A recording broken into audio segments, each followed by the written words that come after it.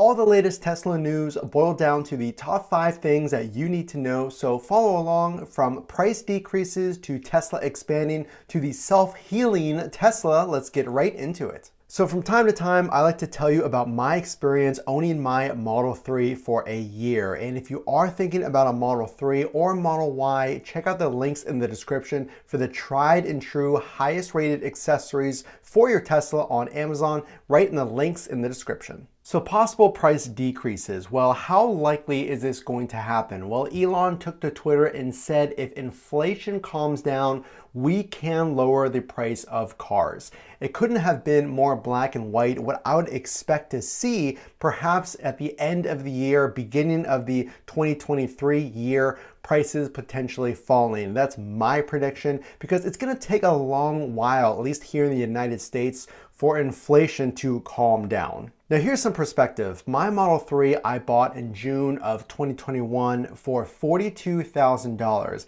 And now for the exact same spec, you're paying thousands more with the fully spec'd Model Y, over $80,000. So a lot of these price increases are because Tesla is pricing what they think the car will cost in 6 to 10 plus months, because that's how long you're waiting for some of these models. So hopefully with inflation and some of that pressure coming down here in the United States and elsewhere, we can see concretely those prices decrease. So subscribe to get the very latest on when and if that happens. So point number 2, over time, will really help with those price decreases. So Tesla just filed here in the month of June an expansion for their already massive Austin, Texas headquarters here in the United States by a tune of 500,000 square feet. So this large investment of 500,000 square feet adds on to the already massive facility. If you did not know, Austin HQ is the second largest building in the world based on the volume. So if you are looking for prices to potentially decrease, which I think we all are,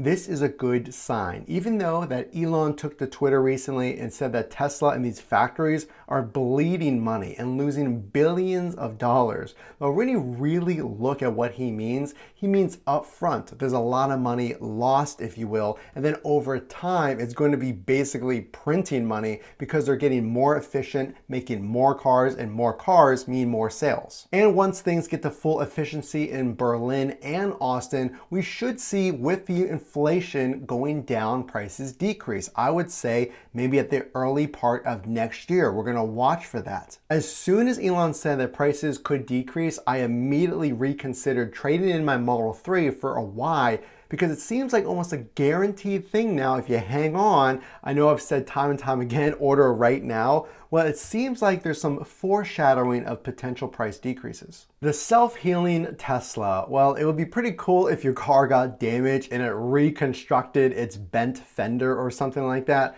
Well, we're not quite there yet, but Tesla just recently announced the self-diagnosis feature in the app for painless service requests. So this one's pretty big. Let me share why this one really matters from someone who's experienced problems with my Tesla. Now, on occasion, my trunk would close halfway when I clicked the close button.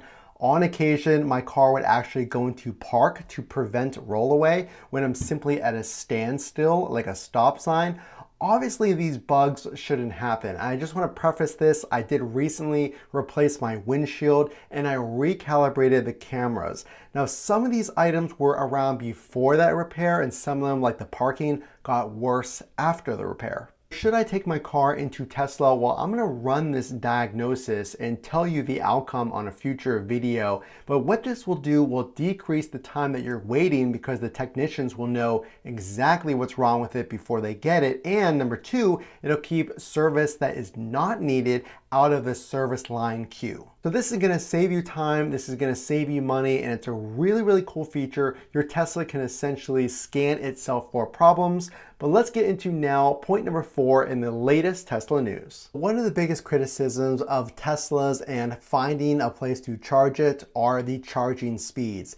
And just recently, we have news of potential V4 supercharger. So currently, it's a level 3 or a V3 supercharger, and while fast, check out this new design. The new images popped up of the V4 supercharger. The V3 is capable of 250 kilowatts charging speed and can give owners 1,000 miles of range per hour. This one's pretty interesting because Elon has said that his goal is to open superchargers for non-Teslas. He's not against having a walled garden approach, which means this is our technology and you're not allowed to use it. So that means it could include a new CCS charger for non-Tesla cars. So the whole goal is to have more EV adoption, and this would definitely bring it. So faster speeds, more usable chargers for both Teslas and non-Teslas. So the whole goal is EV adoption. So there could be new CCS chargers for non-Teslas, and this also could be a dramatically faster charger. And there are some rumors because of the slimmer design, it could also be perfect for things like the Cybertruck